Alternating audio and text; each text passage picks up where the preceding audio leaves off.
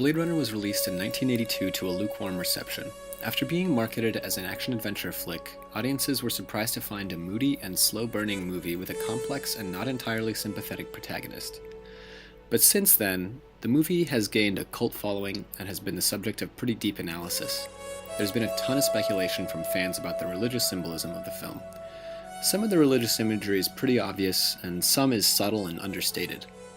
The movie begins with a shot over Los Angeles in 2019. It's a dismal industrial landscape with smokestacks belching fire into the air. As the shot progresses, we see the Tyrell Corporation's pyramid-like headquarters rising high above the city and away from the miserable ground level. Pyramids in the ancient world, such as Egypt's mausoleums, Mesopotamia's ziggurats, or the Aztec pyramids, usually were temples or had some other kind of religious significance. So this shot begins to set up a relationship between the Tyrell Corporation and the rest of the city. The company is in the realm of the divine, overlooking the city. The city, in all its misery, represents more of a purgatory or hell. Then, all of a sudden, an enormous eye fills the screen, reflecting the landscape for a couple of seconds. Pretty odd. There's been a lot of speculation over what this shot means, but many people agree that the shots of the eye combined with the shots of the Tyrell pyramids are a reference to the all-seeing eye, also known as the Eye of Providence. There's a lot of history behind this particular eye symbol, and it's been used by Christians, Freemasons, and the US government in various images. In Blade Runner, the combination of the eye and the pyramid is probably meant to convey the sense of the Tyrell Corporation as a kind of omniscient force on Earth, seeing and controlling everything that's going on. The eye is often depicted as floating above a pyramid, like on the United States $1 bill. So it's probably no coincidence that the shots of the giant eye and a giant pyramid go hand in hand in this eerie opening sequence. Soon after, we're introduced to the protagonist, Rick Deckard, and the filmmakers continue to create this heaven-hell relationship. Early in the scene, we see a neon snake, which may be meant to symbolize the serpent, or Satan, that tempted Adam and Eve in Genesis. That would further set up the LA street scene as a kind of hellish landscape. This scene also introduces the constant reign of dystopian LA, a permanent and rather unpleasant feature of the city that evokes some kind of hellish punishment for sinners. Soon after, we learn that the LA Police Department has coerced Deckard into working as a Blade Runner again. As a Blade Runner, Deckard must go after a few rogue replicants who have returned to Earth after escaping enslavement elsewhere in the solar system. The leader of these replicants is a character named Roy Batty. Many viewers see these replicants as fallen angels and Roy as a kind of Satan figure. In an essay called Blade Runner, A Postmodernist View, John Paul Gossman writes, Roy was created by God and was separated by his maker when he was sent off-world, expelled from heaven. And like Lucifer, he sets about on a course of destruction. This interpretation works well because the replicants literally descend from the heavens, the solar system, and they're defiant challengers of their creator, the Tyrell Corporation. Deckard ends up going to the Tyrell Pyramid to meet Dr. Eldon Tyrell, the head of the corporation and the guy who created the replicants that Deckard is hunting. Do you like our owl? It's significant that there's an owl flying around the top of the pyramid. In Greek myth, the goddess Athena was often depicted with an owl. Because of this, the animal is used as a symbol of wisdom, a quality associated with Athena. This little symbol sends viewers a message that the Tyrell Corporation is an entity endowed with great knowledge, and that it has an almost godlike control over what's going on in the movie. The general feel of the Tyrell headquarters sends the same signal. It's full of warm colors, it's clean, it's not raining outside, and the architecture and interior design have a kind of temple-like quality to them, a total contrast with the shots of rainy LA streets. Compare the feeling of these shots with those we saw from the dirty, wet streets of the LA underworld that Deckard usually finds himself in. The two places occupy the same city, but they feel like entirely different worlds.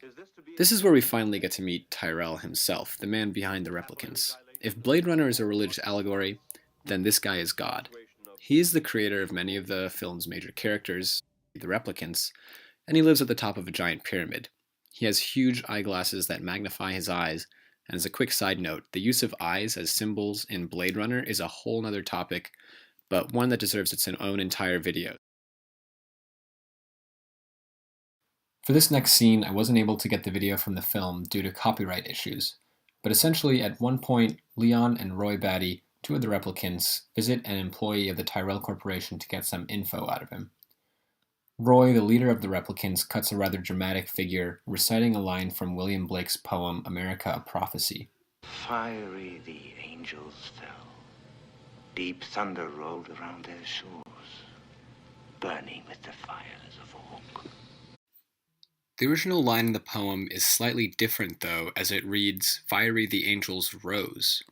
Roy purposefully changes the line to fit he and his fellow replicants' situation.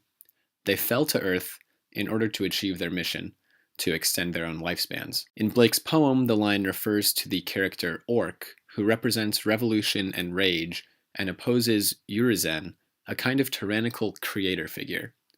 Challenging religious authority and tyranny is a major theme of the poem, which fits nicely with an interpretation of Blade Runner that sees the replicants as a challenge to dominant establishment of the Tyrell Corporation.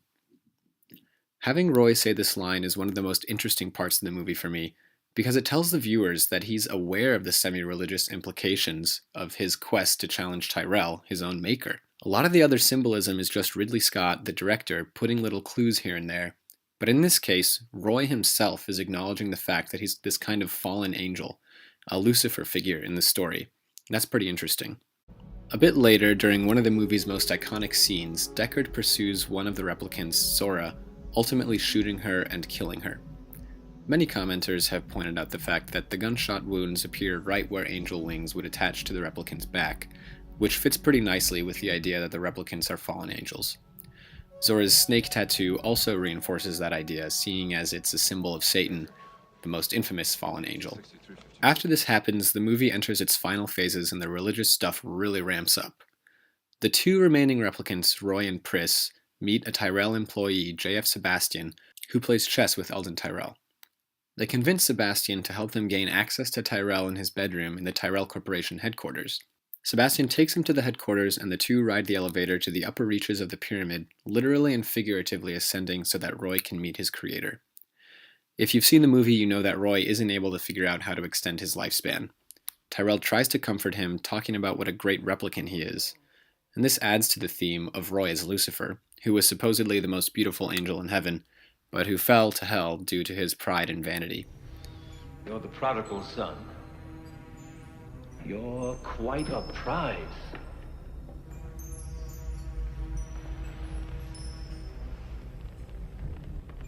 I've done questionable things.